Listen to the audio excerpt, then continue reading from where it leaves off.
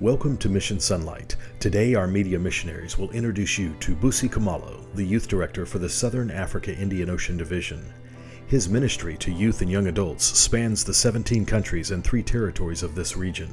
The work in the Southern Africa Indian Ocean Division is going well by the grace of God, even though there are challenges, as you may expect, since we live in a sinful world.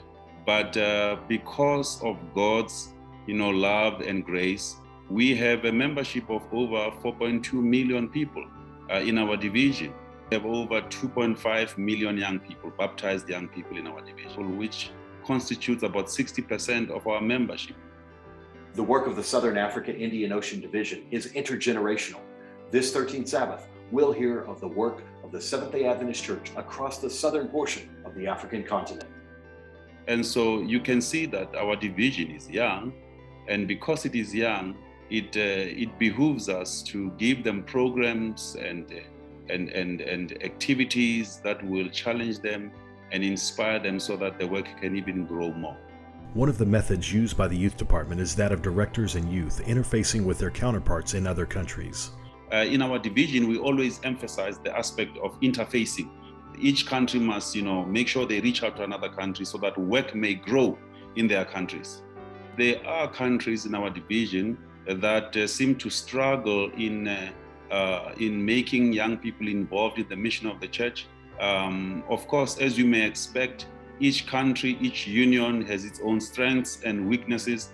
But what we have found that those countries that have challenges, particularly in youth ministries, they are helped by other countries within our division that network with them, interface with them. That way they complement one another. Telling the story of Jesus to others can be accomplished using multiple methods.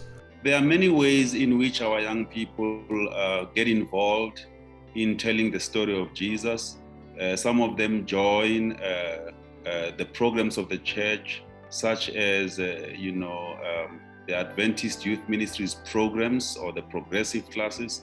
Some of them, even though they are not part of the progressive classes, they do God's work as individuals or as small groups. The small group setting has proven to be effective. We have found that small groups work better with young people because they don't feel threatened, because they feel that in small groups they are known by their names, they're able to articulate themselves better. Modern-day life is no longer isolated. Technology brings both positive and negative aspects to youth around the world. Globalization has caused the world to have similar challenges. In the past, we used to have countries having their own unique problems.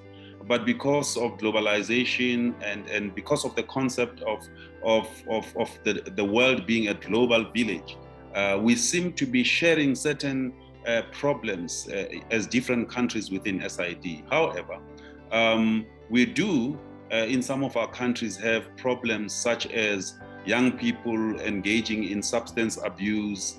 Youth and young adults across this region struggle with many of the same issues that are found around the world, including substance abuse, immorality, homosexuality, and suicide. Christian young people reaching out and making friends with others is one of the most effective methods of evangelism. Our office always strives to make sure that young people engage in friendship evangelism. One thing that we have found very useful about utilizing friendship in evangelism is that barriers are destroyed. People feel free when you engage them at that level. Young people don't like it. They're actually repelling, the approach of bringing Bible studies, of trying to make me, embrace your faith and be part of your church. But when you engage them at the level of, friendship, when you try to, create a cordial environment, that works for our young people. Helping young adults to know Jesus and be his disciple is part of the mission of the youth department. The mission statement of the Adventist Youth Ministry says to lead young people into a saving relationship with Jesus and to help them embrace his call to discipleship. So in that mission statement, there are 2 words, salvation and discipleship. Now, you'll agree with me that even though we may have young people in our church, it doesn't help to just have them in the membership books of our churches. Elder Kamalu believes training young people to become disciples leads to a mission integration and involves them in sharing the hope of salvation with others. Let them be disciples. So in my division, my dream for our young people is that we need to make a transition, help them make a transition from being just mere members, but to become disciples. Because when you're a disciple, you are not told what you should do. You have that burden yourself. You are self-propelled to proclaim the gospel of Jesus. And that way they will be involved in the mission of the church. We do have many young people, but we don't want them just to occupy the pews and just to be in our membership record books. No, they need to be disciples of Jesus. Many of the projects for this 13th Sabbath are youth-focused.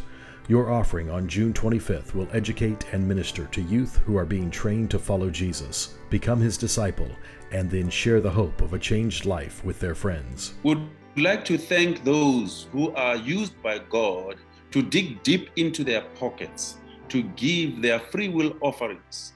God will bless you, because as we normally hear, blessed is the hand that gives than the one that receives.